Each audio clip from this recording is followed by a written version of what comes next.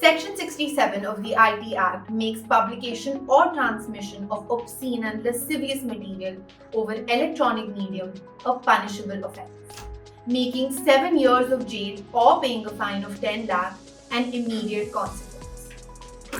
Now, what does that mean? As complicated and official as this sounds, it basically talks of a crime you can commit on social media. That is harassment. Now, what do I mean by harassment? Usually you think it's sexual harassment or physical threats. Those are the first things that come to mind. But it also includes offensive name calling, purposeful embarrassment, or stalking. These words have become so common, we've normalized them so much. Little do we know that 39% girls get harassed on Facebook, 23% on Instagram, 14% on WhatsApp, 10% on Snapchat, 9% on Twitter, and 6% on TikTok. This is the story of every second girl on social media, like you and I. This is a story about predators of today and how they go about harassment.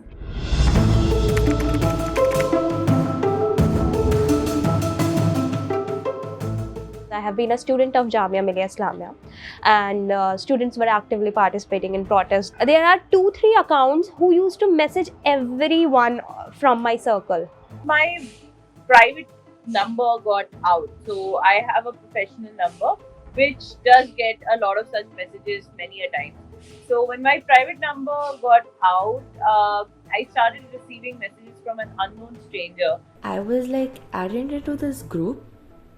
So first I thought oh wait, I'm just added into another group, maybe my friends or anything.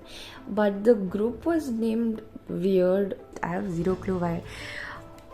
I was added in a group of 6-7 random people and 2 of my best friends. I have been bullied on Instagram. It is a story it was 2 years back when I was bullied in 2022.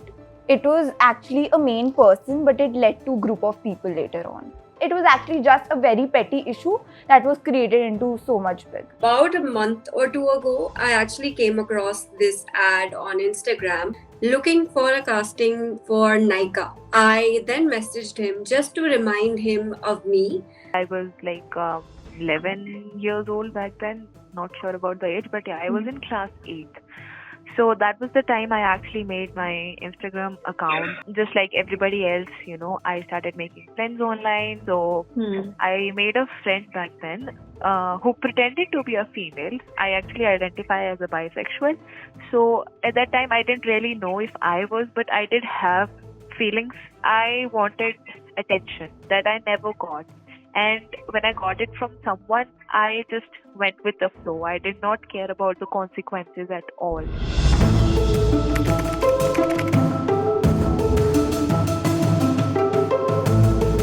Same kind of threats, and one is very common, which is go to Pakistan or go to an Islamic country. Now you go to Afghanistan, now you see what your brothers are doing there. Rape threats are really disgusting. They are you can't even you can't even wordify them. They won't just say that we will rape you. They say it in the worst kind of possible ways. I think I can name 7-8 people who are my friends who were targeted in both of these Sulli Deals and Bulle Bhai incident. There was one that said, oh, you feel unsafe in India as with your Muslim identity, why don't you marry a Hindu and we will provide you safety. He started sending me messages saying he's an old friend, and initially I thought that maybe a friend has changed numbers, and I kind of just asked who's this, can you tell me who's this, and the person refused to say.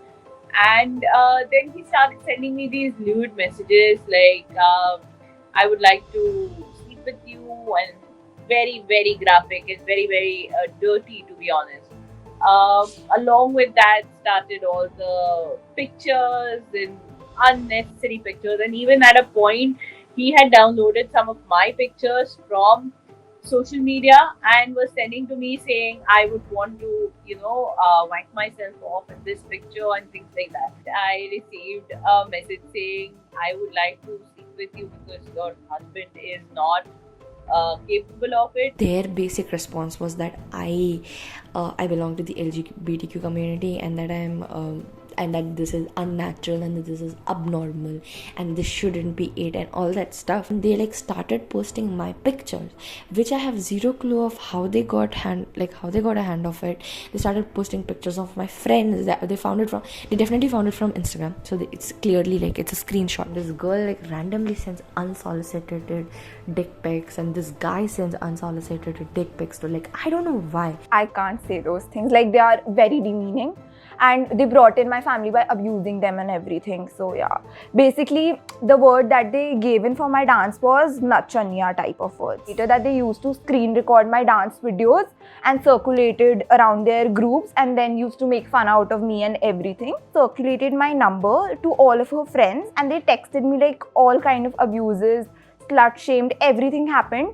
And I had a public account on Instagram then. They were like that they will come to my house and then hit me or something like that. He wants to work with me. He said that I have a beautiful face and very beautiful lips. And he goes on to say that if it wasn't for my condition, he would be horny for me. I did send my photographs to him, nothing of graphic in nature. But yeah, it did lead to this conversation. She convinced me into sending a very private picture of mine in my garments. So I sent her one, and that was the biggest mistake that I did. So she actually used that picture against me, and she started blackmailing me.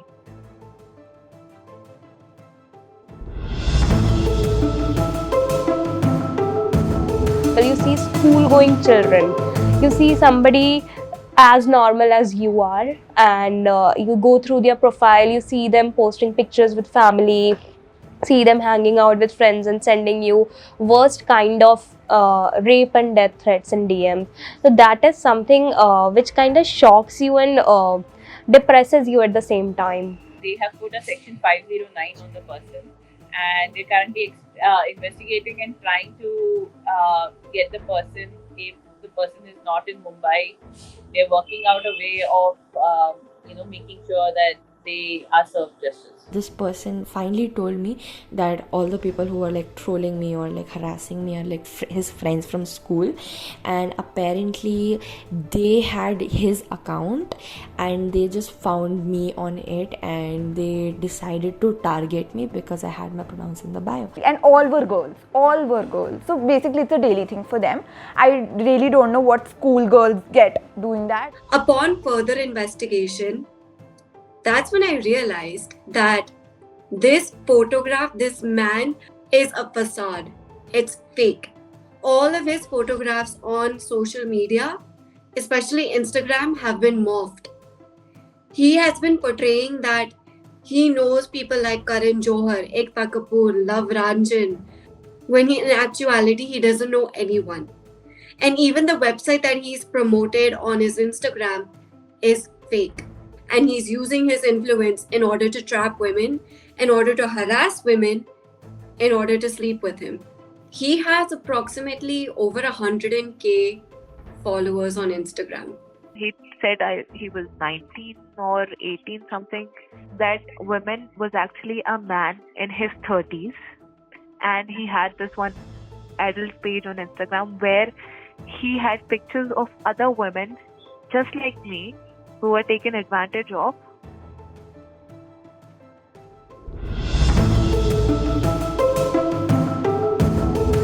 We can, go for an online or digital complaint about it, or cyber complaint. But then I have a lot of friends who did that and got nothing in turn, and they kind of wasted their time, energy, money, everything. So it's better just to ignore them or just filter out. So what I have done, only people I follow back can message me on Instagram or Twitter or Facebook. You just keep including more privacy settings. This is one thing that I have learned, and just growing the thick skin around it. I went down and I got a complaint registered against the person. I got an FIR filed. Waited till I went and made a police complaint because I wanted to gather as much proof as I could against the person. Since I caught them and caught them in the act, then they apologized. So till then they were not like taking any actions, and they thought that it was completely alright since it was just trolling for fun. But then we finally warned them by saying that we are going to take screenshots of this and maybe complain it to their like school or like an institution or college. I think family support is very important in all these situations, and to be strong and to identify people. I have an elder brother. He saw everything that was happening, and he did everything that he could in his power. I decided to go ahead and post this on all social media platforms: LinkedIn, Twitter, Facebook, Instagram. My post, my thread, it went viral.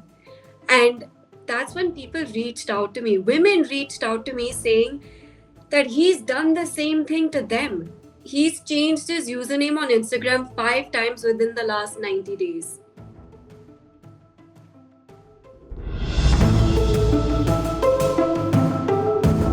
Few months I think I have stopped posting anything political. I just post once in a while. When I just can't take things too much, I just write on my story something. But then I feel like there is no point, and even today we get threats. Whenever I receive threats, I just publicly post them also. Okay, this is this threat. So they do know okay, their identity is being revealed in public. Finally telling them that we're gonna complain, we're gonna send an email and all that stuff. So they slowly started unsending all the messages that they had sent. Though I reported and blocked all their numbers. Yeah, I was off Instagram for a very long time. Do your research before falling prey to anything and before blindly trusting people online. Maybe if I would have, confined, or if I would have just been okay to sleep with him, maybe I would have gotten a bigger or better opportunity. And I mean, is that how we go about things these days? My brother did everything in his power, to get that account deleted and get those photos, deleted from there. And he took legal actions against that person.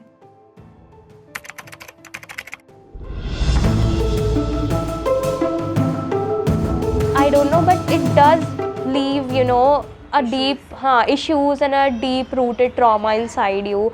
That helplessness that you can do nothing about it, and somebody showing all those abuses in your face. So that is very disturbing for anybody who receives threats. It was very, very horrific, harrowing, and it was extremely terrible to go through that. How do you trust somebody when you're giving them out your number? How do you trust that they're not going to misuse it?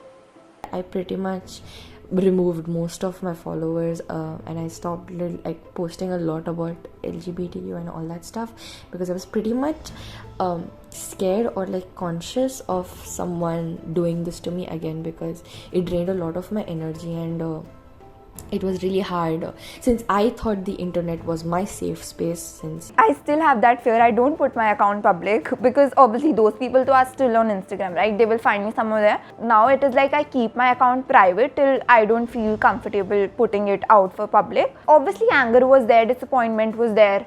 I was just crying during that time because I had no idea what to do. Because it traumatized me. I have PTSD because of the same reason, because of the same situation. People did harass me, people did troll me, saying, why are you talking about it? It's already happened once, na? Kya zarurat hai bolne ka? There's no sense. So I have been harassed. I have been a victim of trolling before, but that's never stopped me from raising my voice. I have had such bad trust issues. I wouldn't talk to people much after that. I was traumatized. 6 simple questions give us a whole picture of what is happening with girls our age today on social media. Is the solution blocking these predators? Is the solution deactivating your account, reporting the other person's account, exiting group chats? Today we know what is happening in the present on social media. But we will decide what will happen tomorrow, because the future is in our hands and it is our prerogative. As women of today, we will also be women of tomorrow.